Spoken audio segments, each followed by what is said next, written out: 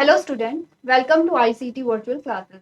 तो क्लास हम यहाँ पे डिस्कस करेंगे अपना चैप्टर का नाम है sexual reproduction in flowering plants, यानी कि पुष्पीय पादपों में लैंगिक प्रजनन। यहाँ तक जो हमारा चैप्टर है, हमारा जो टॉपिक चल रहा है, हमने बात कर ली है फर्टिलाइजेशन फेज की। फर्टिलाइजेशन फेज जो आपने प्री फर्टिलाइजेशन फेज की, प्री फर्टिलाइजेशन फेज जो है वहाँ पर हमने सारे टॉपिक पढ़ दिए हैं। हमारा टॉपिक जो होगा वो होगा फर्टिलाइजेशन फेज, जो कि हम आज डिस्कस करेंगे। फर्टिलाइजेशन फेज से एक आधे टॉपिक रह जाते हैं जो हम पढ़ेंगे, जो हम डिस्कस करेंगे यहाँ पे। तो देखो, अभी तक क्या डिस्कस कर लिया पहले वो समझो। हमने बोला था कि जो फर्टिलाइजेशन है उसके 3 फेजेस होते हैं। जल्दी से देखो एक बार, जो रिप्रोडक्शन है, फर्टिलाइजेशन नहीं रिप्रोडक्शन, जो रिप्रोडक्शन है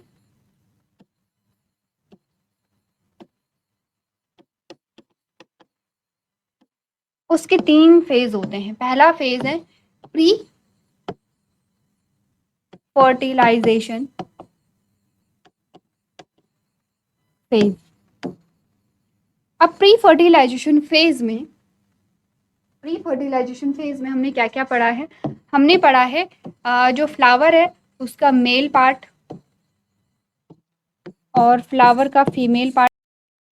चलिए, हमने यहाँ पे प्री फर्टिलाइजेशन फेज में बात की थी मेल पार्ट की और फीमेल पार्ट की। ठीक है, मेल पार्ट में हमने यहाँ पे स्टेमेन पढ़ा है और फीमेल पार्ट में हमने पिस्टल यहाँ पे पढ़ा है। देन हमने बात की थी यहाँ पे कि जो मेल गैमीट है उसका फॉर्मेशन कैसे होता है, मेल गैमीट कैसे बनता है, यानी कि पॉलन ग्रेन कैसे बन रहे हैं।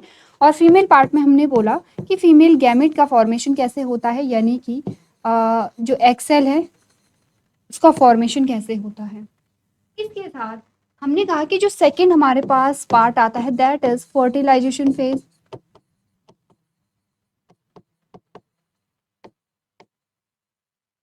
फर्टिलाइजेशन फेज जो है उसमें हम बात करते हैं जहां पर मेल गैमेट, शॉर्ट में लिख रही हूँ male gamete, and female gamete जो है वो क्या होते हैं, यहाँ पे फ्यूज होते हैं, सनलाइट होते हैं। फ्यूज या सनलाइट होने के लिए एक जगह पे आना पड़ेगा, यानी कि अब इसके लिए, क्योंकि मेल गैमेट तो मेल पार्ट में है और फीमेल गैमेट तो फीमेल पार्ट में है, तो आपने कहा कि मेल गैमेट को भी फीमेल पार्ट में आना पड़ेगा। इट मीन्स कि हम यहाँ पे बात करते हैं ट्रांसफर ऑफ गैमीट की। और इसी बीच हमने एक और टॉपिक यहाँ पे डिस्कस किया है दैट इज पॉलिनेशन। पॉलिनेशन भी हमने डिस्कस किया है। पॉलिनेशन में हमने देखा है कि जो मेल गैमीट है वो फीमेल पार्ट में यहाँ पे ट्रांसफर हो जाता है। ठीक है, थर्ड अब हमें जो पढ़ना है, हमारा जो यहाँ पे टॉपिक है दैट इज पोस्ट, इसके बाद का फर्टिलाइजेशन फेज। ठीक है, तीन जो पार्ट हैं, 3 पार्ट है यहाँ पे। ठीक है, तो आपने प्री फर्टिलाइजेशन पढ़ लिया है, पॉलिनेशन पढ़ लिया है, आपका आज का टॉपिक है यहाँ पे fertilization phase and last post fertilization phase. Fertilization को पढ़ने से पहले हमारा एक टॉपिक चल रहा था आउट ब्रीडिंग डिवाइसेस क्या होती हैं, उसके बारे में हमें डिस्कस करना था। एक बार आप लोग रिवाइज कर लेंगे जितने भी टॉपिक हमने यहाँ पे डिस्कस किए हैं, उन सभी को एक बार रिवाइज कर लो।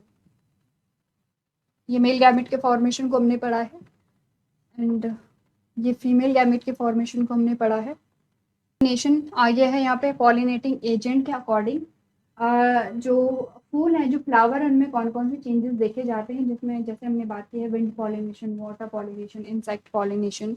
तो यहाँ पर हमने कहा है कि जो प्लांट्स होते हैं और उनमें जो फूल लगते हैं, जैसे किसी फूल में अगर विंड पॉलिनेशन हो रही है तो उसमें उसके फीचर्स क्या होंगे, अगर किसी फूल में वाटर पॉलिनेशन हो रही है तो उसके फीचर क्या है, किसी फूल में इंसेक्ट पॉलिनेशन हो रहा है तो उसके फीचर यहाँ पे क्या है, ये हमने देखे थे। आउट ब्रीडिंग डिवाइसेस हम यहाँ पे पढ़ रहे हैं।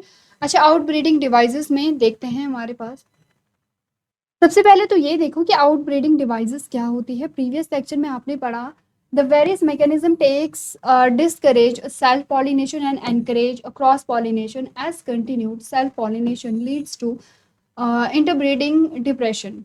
आपने बोला आउट ब्रीडिंग डिवाइसेस क्या होते हैं, विभिन्न तंत्र होते हैं जो स्व परागण को रोकते हैं। सुसाइड का मतलब होता है कि स्व परागण को रोकते हैं और पर परागण को क्या करते हैं, ये बढ़ावा देते हैं। क्यों, ऐसा क्यों होता है? क्योंकि निरंतर स्वपरागण होने से यहाँ पे अंतः प्रजनन अवसाद हो जाता है, वेरिएशन नहीं आती है और क्वालिटी जो है वो पुअर होती जाती है। ठीक है, अब आउटब्रीडिंग डिवाइसेस क्या होती हैं वो देखो एक बार। आउटब्रीडिंग डिवाइसेस कोई ऐसी डिवाइसेस नहीं है जो आप बाहर से प्रोवाइड कर रहे हैं। आपने क्या इसमें कुछ चेंजेस होते हैं, जैसे कि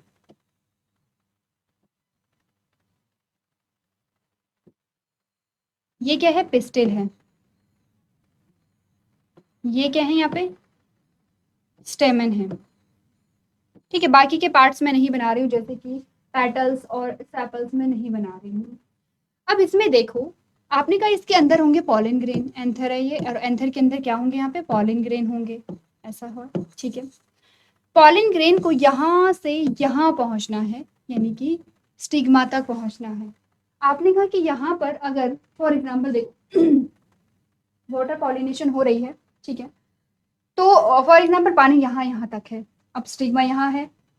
मान लो हर टाइप के पॉलिनेशन में क्या कंडीशन है, पॉलन ग्रेन जो आएंगे वो तो इसी स्तर पे क्या है, आगे की ओर बढ़ जाएंगे, इसी स्तर पे या इसी लेवल पे आगे की ओर बढ़ जाएंगे, यहाँ नहीं जा पाएंगे।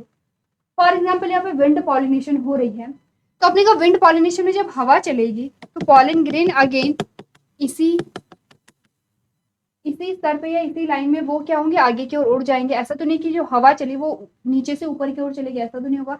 हवा या तो ऐसे चलेगी या तो ऐसे चलेगी। तो चांसेस जो है यहाँ पे सेल्फ पॉलिनेशन के वो बहुत कम हो जाते हैं। हाँ, आप कहेंगे इंसेक्ट पॉलिनेशन भी तो हो सकता है, ठीक है, इंसेक्ट पॉलिनेशन हो सकता है, लेकिन चांसेस जो है वो कम होते हैं कंपैरेटिवली।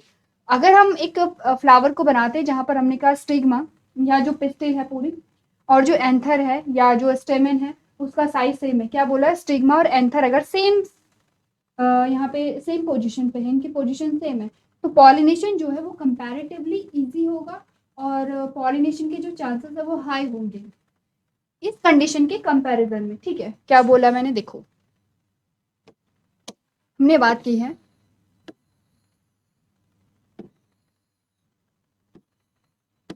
ये देखो, अब यहाँ पर एंथर है, तो ये जो पॉलिनेशन है ये ज्यादा इजी होगा इसके कंपैरिजन में।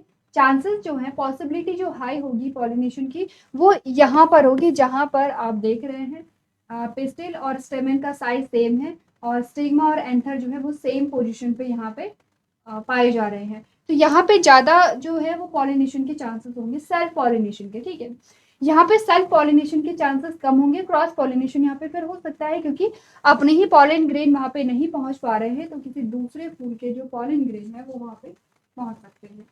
तो आउटब्रीडिंग डिवाइसेस में सबसे पहला पॉइंट आपने यही तो पढ़ा था, आपने कहा था कि अगर एंथर और स्टिग्मा की जो यहाँ पे लोकेशन है या पोजीशन है, अगर वो क्या हो, इनकी पोजीशन में डिफरेंस आ जाए, अगर इनकी पोजीशन में डिफरेंस आ जाए तो सेल्फ पॉलिनेशन जो है उसके चांसेस वो कम हो जाएंगे, क्योंकि पॉलन ग्रेन को यहाँ से यहाँ जाना है, तो इसके जो चांसेस होंगे वो कम होंगे। ठीक है, तो सेल्फ पॉलिनेशन जो है वो यहाँ पे उसके चांसेस यहाँ पे कम हो गए हैं, पहला जो है। सेकंड कहता है मैचुरेशन टाइम। इसमें देखो हमने बोला ये है,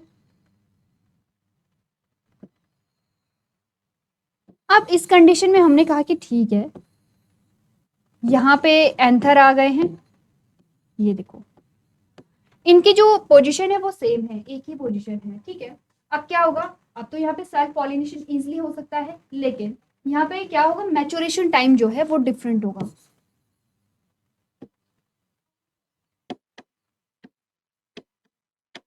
मैचुरेशन टाइम में या परिपक्वता के समय में यहाँ पे चेंज आ सकता है। कैसे, देखो हमने बोला कि पॉलिनेशन जो है वो कब होगी, पॉलिनेशन का जो अच्छा समय है वो कब होगा,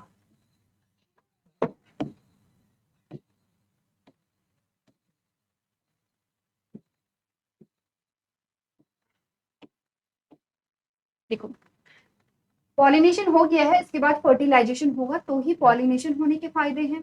अब पॉलिनेशन कब होगा, जब यहाँ पर ये जो सेल है, एग सेल, ये मैच्योर हो जाती है,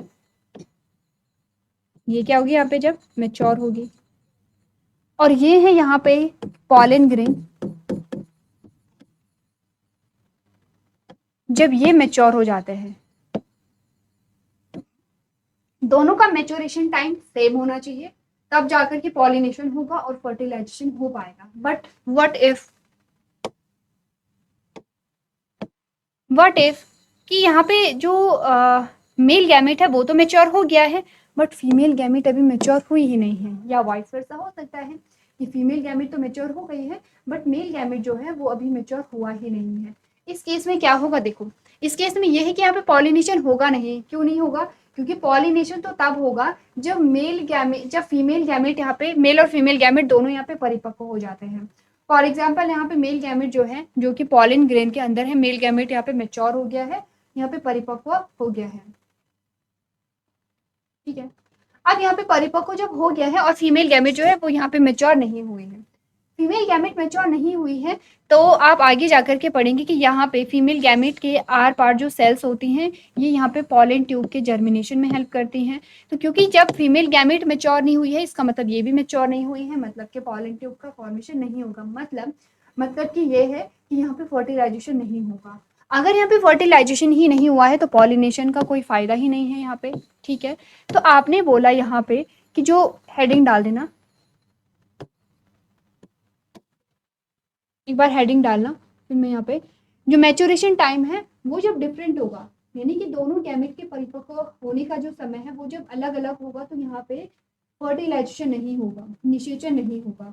अगर निषेचन नहीं हुआ है तो आपने कहा कि सेल्फ पॉलिनेशन हो तो रुक तो गया, यहाँ पे सेल्फ पॉलिनेशन यानी कि पॉलिनेशन तो पहले होगा नहीं, ठीक है, हुआ ही नहीं है, क्योंकि गैमेट के फॉर्म जो मैच्योरेशन का टाइम है वो डिफरेंट है।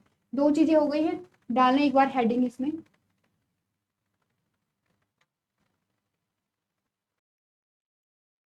डाल दिया।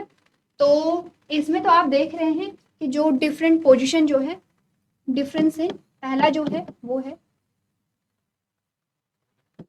डिफरेंस इन पोजीशन, पोजीशन यानी कि दोनों के पोजीशन में डिफरेंस है पहला। दूसरा जो आता है वो है different maturation time.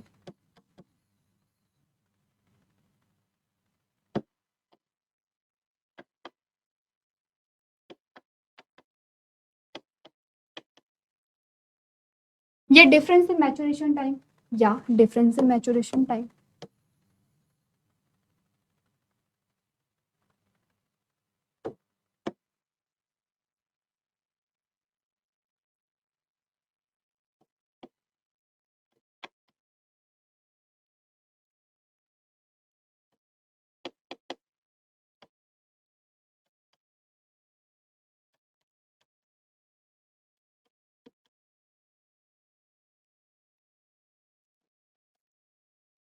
Difference in maturation timing या मैच्योरेशन टाइम। ठीक है, तीसरा जो आता है यहाँ पे,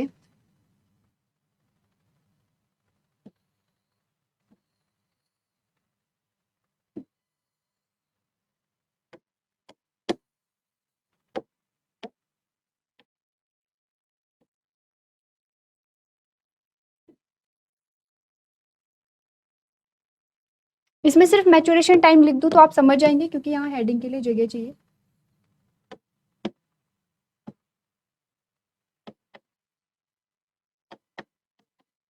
मैच्योरेशन टाइम, ठीक है। तीसरा यहाँ पर है वो है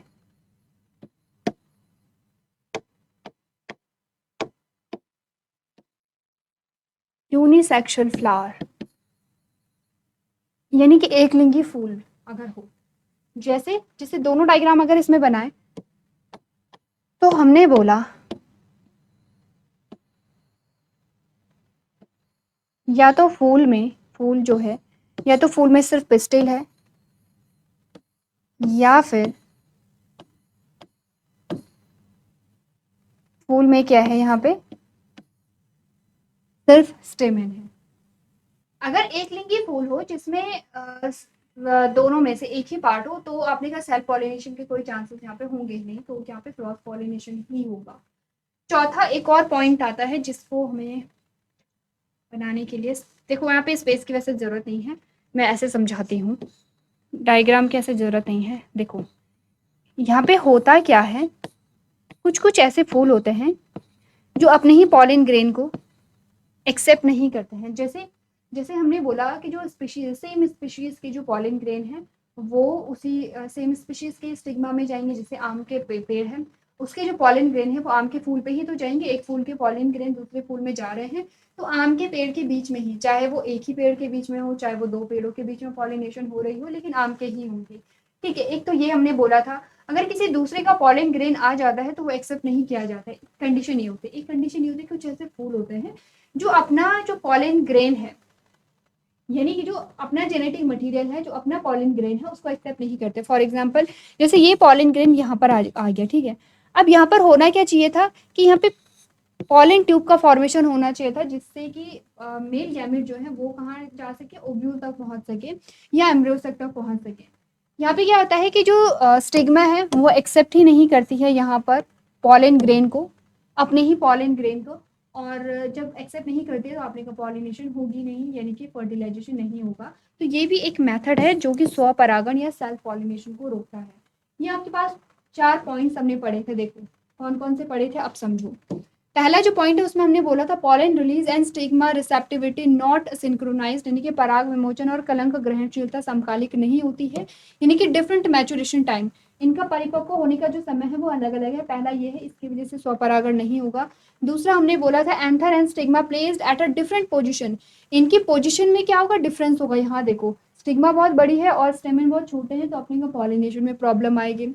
वापस से आप थर्ड जो है इनहिबिटिंग पॉलन जर्मिनेशन इन पेस्टल, यानी कि स्त्री केशर पराग के अंकुरण को रोकना। अब यहाँ पे क्या होगा, जो पॉलन ग्रेन है, यहाँ पे पॉलन ग्रेन के जर्मिनेशन यहाँ पे होता ही नहीं है, पॉलन ट्यूब यहाँ पे बनती ही नहीं है क्योंकि स्टिग्मा यहाँ पे रिसीव नहीं कर रही है। एंड लास्ट है production of a unisexual flower, यानी कि एक लिंगी फूलों का, एक लिंगी फूलों का उत्पादन। ठीक है, ये 4 तरीके हैं जो कि यहाँ पे स्वपरागण को रोकते हैं। देखो चलो देखो, ये चारों चीजें जो है डायग्राम बनाने हैं आपको, क्योंकि डायग्राम का ज़्यादा अच्छा इम्पैक्ट पड़ता है। अगर आपने डायग्राम बना दिए हैं तो लैंग्वेज पढ़ने की ज़रूरत नहीं पड़ती, क्योंकि समझ में आ जाता है कि आपको चीज़ें पता है। तो डायग्राम बनाने हैं, जो जो पॉइंट आपने लिखा है उस पॉइंट के आगे जो रिलेटिव डायग्राम है वो आप बनाएंगे।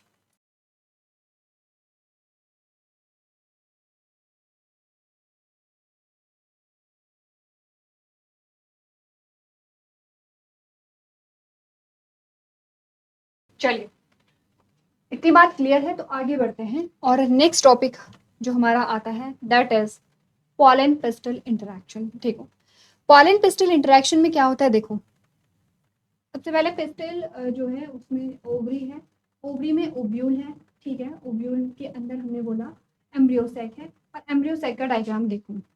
अब होता है कि जब यहाँ पे पॉलिनेशन होगा, यहाँ पर आता है, यहाँ पे देखो हम सिर्फ डायग्राम बनाते हैं एम्ब्रियोसैक का, ये जिसमें आप जानते हैं ये जो बीच वाली सेल है वो एक्सेल है, ये सेंट्रल सेल है जिसमें पोलर न्यूक्लियाई है, ये एंटीपोडल सेल्स हैं, बाकी ये दो सिनर्जिड हैं।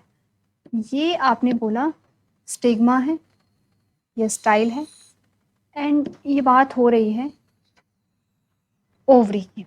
ऐसे पॉलिनेशन हो गया है, ठीक है, पॉलिनेशन हो गया, एंथर यहाँ आ गया है। अब जो सिनर्जिड है इसमें कुछ ऐसे ऐसे कुछ फिलीफॉर्म अपैरेटस होते हैं, जैसे फिंगर लाइक प्रोजेक्शंस होती हैं, ऐसे कुछ स्ट्रक्चर होते हैं।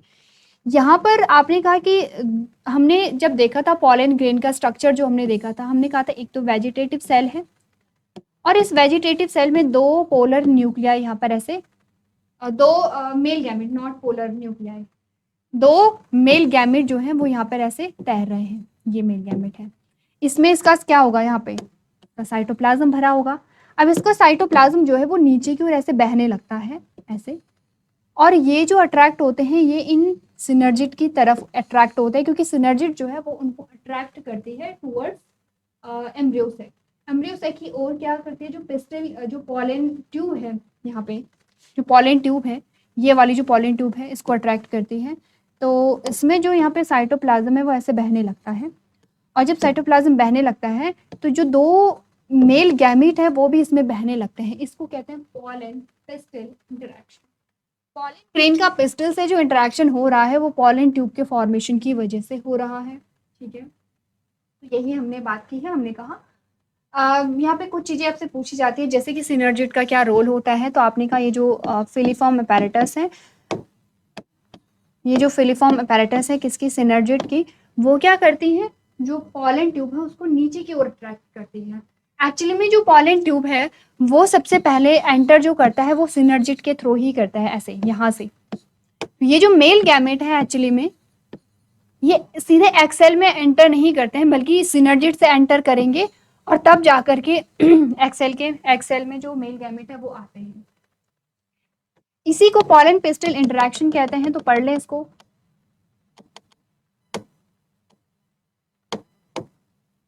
पढ़ लें पॉलन पिस्टल इंटरेक्शन को। हमने कहा the pistil has ability to recognize the compatible pollen to initiate post fertilization event that leads to fertilization। जो पिस्टिल है उसमें परागण के बाद की घटनाओं को शुरू करने के लिए संगत पराग को पहचानने की क्षमता होती है, जो निषेचन की ओर ले जाती है। यानी कि हमने बोला ऐसा नहीं है कि इस स्टिग्मा पे किसी भी स्पीशीज का पॉलन ग्रेन आ गया है और पॉलन ट्यूब का फॉर्मेशन शुरू हो जाता है। नहीं, पॉलन ट्यूब का फॉर्मेशन उसी पॉलन ग्रेन से शुरू होगा जो क्या होगा यहाँ पे रिलेटिव स्पीशीज का होगा, या आपने कहा जो यहाँ पे कंपैटिबल पॉलन होगा। कंपैटिबल पॉलन का मतलब है जैसे हमने बोला सेम स्पीशीज। अगर मैंगो के ट्री की बात हो रही है तो मैंगो के ट्री के बीच में ही पॉलिनेशन होगा। पपाया के प्लांट्स होते हैं, ठीक है। अब आपने कहा पपाया जो है उसके स्टिग्मा पे किसी दूसरा मैंगो का पॉलन ग्रेन आ गया है, तो वहां पे पॉलन ग्रेन जर्मिनेट नहीं करेगा। वहां पर जो पॉलन ग्रेन है उसमें पिस्टल का उसमें पॉलन ट्यूब का फॉर्मेशन नहीं होगा, पॉलन पिस्टल इंटरेक्शन वहां पे नहीं होगा। पॉलन पिस्टल इंटरेक्शन तभी होगा जब सेम स्पीशीज का पॉलन ग्रेन कहाँ आता है, स्टिग्मा पे आता है। क्योंकि स्टिग्मा जो है यहाँ पे या पिस्टल जो है उसमें एबिलिटी होती है अपना जो पॉलन ग्रेन है उसको पहचानने की, ये अपने स्पीशीज का पॉलन ग्रेन है या किसी दूसरी स्पीशीज का पॉलन ग्रेन है, ठीक है। नेक्स्ट हमने कहा पॉलन ग्रेन प्रोड्यूस्ड और pollen tube through germ pore the to facilitate a transfer of male gamete to embryo cell. जो पराग कण है वो भ्रूण कोश में नर युग्मक को स्थानांतरण की सुविधा के लिए जो जर्म पोर नहीं, रोगाणु छिद्र नहीं है, जर्म पोर मतलब कि जहां से जो छोटे छोटे छेद होंगे वहां से उन छिद्रों के माध्यम से पराग नली का उत्पादन यहाँ पर करते हैं। ये डायग्राम है पॉलन पिस्टल इंटरेक्शन का। एक बार पढ़ो, यहाँ तक की बात समझ में आई है या नहीं आई। इसके जस्ट बाद का जो टॉपिक है वो होगा आपका यहाँ पे फर्टिलाइजेशन, तो एक बार पढ़ो। आउटब्रीडिंग डिवाइसेस या पॉलन पिस्टल इंटरेक्शन से रिलेटेड अगर कोई भी चीज समझ में नहीं आ रही है तो आप पूछ सकते हैं।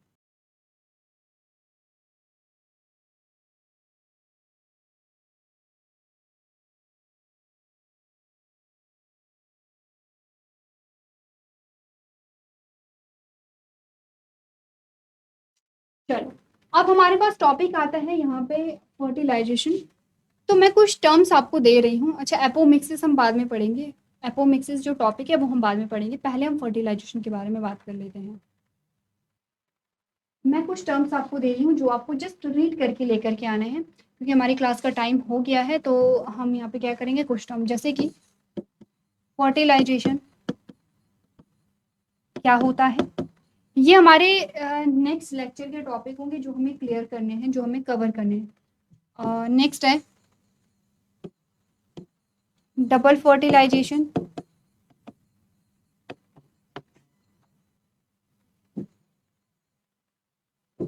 एंडोस्पर्म या प्राइमरी एंडोस्पर्म, जाइगोट है यहाँ पे,